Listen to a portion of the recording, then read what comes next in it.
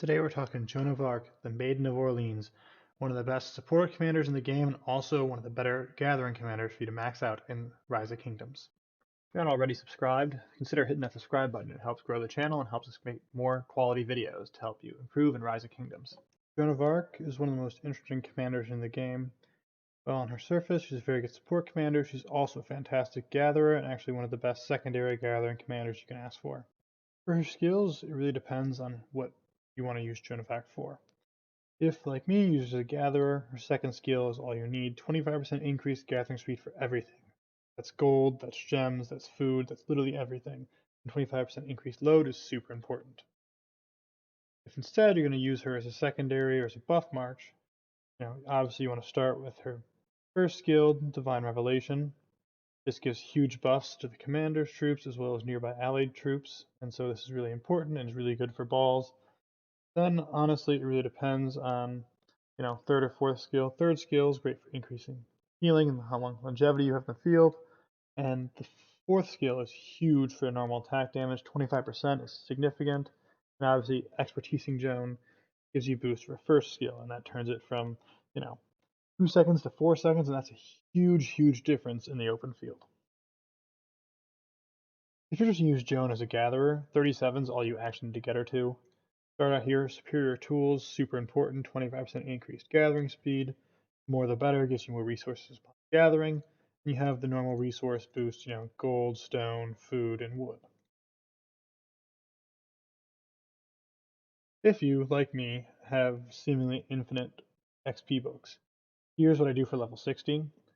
The first things you want to do, you want to make sure you get Tourniquet. This will decrease the number of severely wounded troops, and so if there's any farm killers, it's super annoying. There's always rogues every KVK, or, if you just, have to be farming a contested zone, this will help save you some resources. Also, increase troop capacity, fresh recruits. Not this is super useful, but it doesn't hurt to have.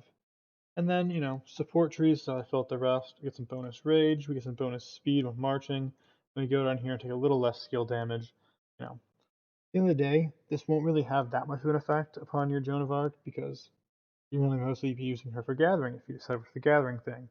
But every little bit counts, and this will save you some seconds, some minutes, and in the long run, possibly some troops and resources. Lastly, if you decide to use Joan as a support march, this is what you want to focus on more. You want to max out almost everything support tree. The only thing you don't want is this, siege unit thing, because you're probably not going to be using siege. But here you have, increased attack with healing, which pairs well with their healing skill, as well as a lot of things, increased rage gen, increased rage when you get a skill used. And this is actually an interesting one because it reduces the march speed of nearby troops. And so if you're using her in a murder ball, which you're probably going to end up using her if you use her just to boost your own troops, it'll also debuff enemy troops. From here, you want to make sure, get fresh recruits so you can have larger marches. Get all the way up here for 3 out of 3 for march speed, and then you want to get 3 out of 4 for armor to the teeth. You're probably not going to be using too many different types of troops, but if you do use mixed, this will reduce damage taken.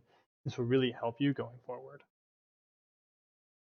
You're probably wondering what the best pairs are for Joan of Arc, and using her as a primary, there's really only 2 or so different commanders that you like to use as secondary. The first here is Richard that increases healing. It'll reduce the amount of damage you take and just also debuff some of the other marches. You're not going to do a whole lot of damage, but if you're a buff march, your goal isn't to do damage. Your goal is to sort of survive for as long as possible to increase your other marches. Besides that, the other really good buff is Mulan. You know, she increases the attack, defense, and health and march speed of things in the circular area, and so well, this march is going to be really, really mushy, and you're going to get beat up and targeted very quickly.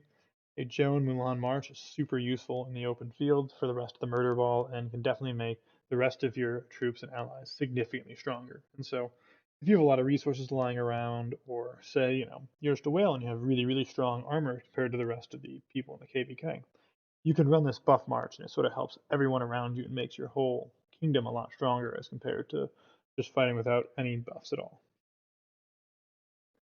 If you found this video helpful, please like, subscribe, and comment on the video below if you want to see any other guides or any ideas for new videos.